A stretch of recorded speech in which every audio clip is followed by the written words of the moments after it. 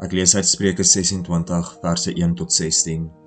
So sneeu in die somer en reën in die oestyd, so min pas dit dat 'n dwaas eer ontvang. Soos voeltjies wat verbyvlieg en nie gaan sit nie, so gaan 'n vervloeking by jou verby as jy dit nie verdien nie. 'n Sweep vir 'n perd, 'n toom vir 'n donkie en 'n lat vir 'n dwaas. Moenie 'n dwaase vraag op net so 'n dwaase manier beantwoord nie. Hy sal dink jy is soos hy.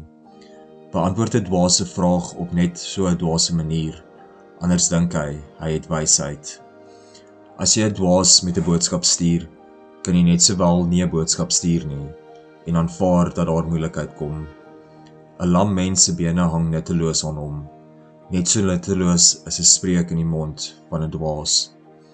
Om 'n klip in 'n slingervel vas te bind, dit is wat dit beteken om aan 'n dwaas mag te gee.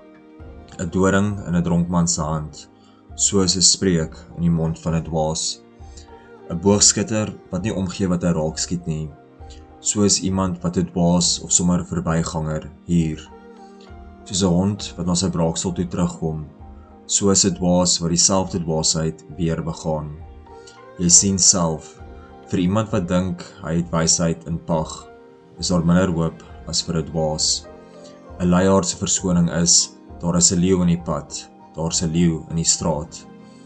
'n Dier bly op sy skanier draai, 'n luiaard bly omdraai op sy bed.